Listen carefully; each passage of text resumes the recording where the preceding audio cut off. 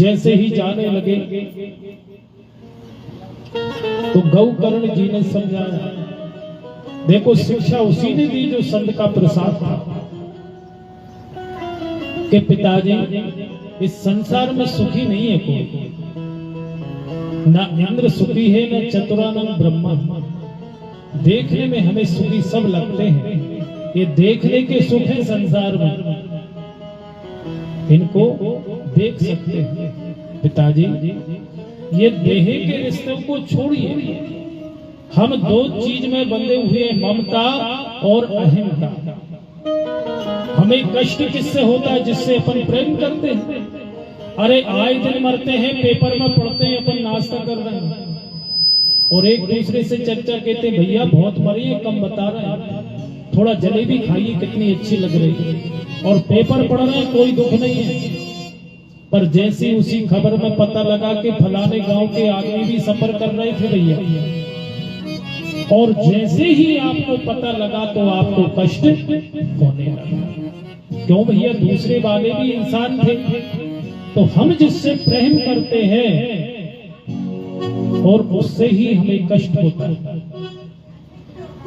तो शरीर के रिश्ते हैं, जब जन्म होता है तो हमें कोई रिश्ता नहीं है।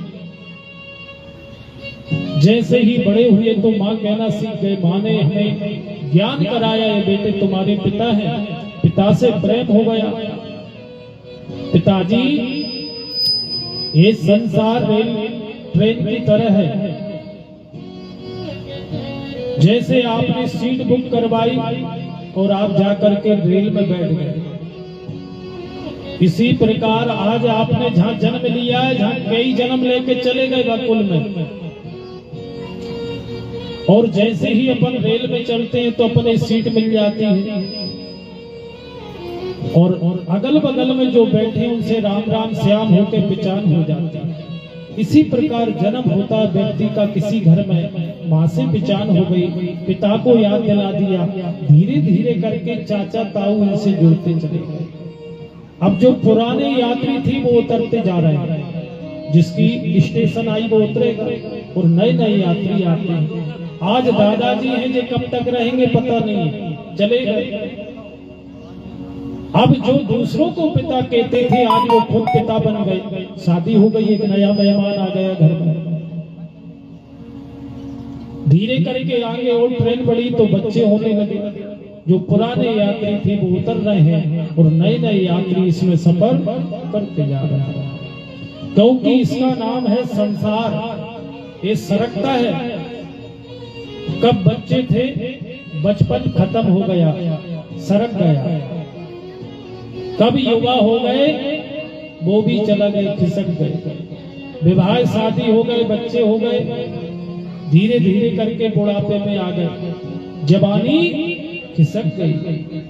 और ऐसे खिसकते खिसकते एक दिन अपनी संसार से खिसकते चले जाते हैं। जय जय श्री राम। तो कहने लगे पिताजी जब शरीर ही अपना नहीं है, आप माँ कहती है मेरा बेटा, और शादी हो जाती है तो श्रीमती जी कहती है हमारे पति देव, और जहां व्यक्ति काम करता है वो कहता है मेरा नौकर, और किसी के पास आप जाइए तीर्थ यात्रा में तो वो कहते हैं मेरा यजमान। पंडित जी के पास जाइए वो अपना अधिकार करेंगे हमारे यजमान। तो आप बताइए हैं किसके? माता कहती है मेरा, और जहां काम करते हैं वो कहता है ये हमारा।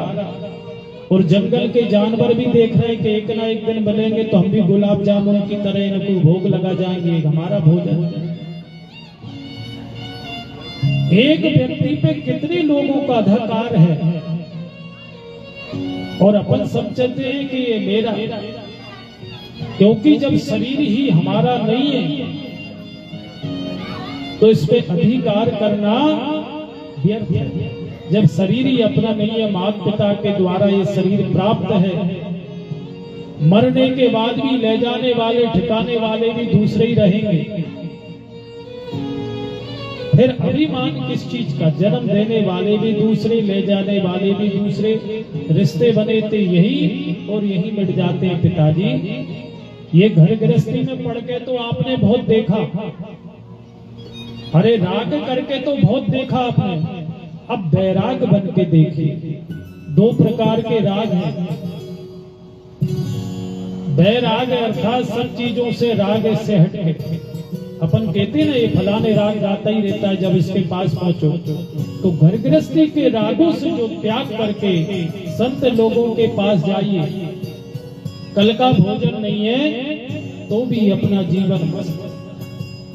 हम लोगों के पास हमारा जीवन कट रहा है, बच्चों की व्यवस्था कर दी, फिर इनके बच्चों की भी तुम्हें।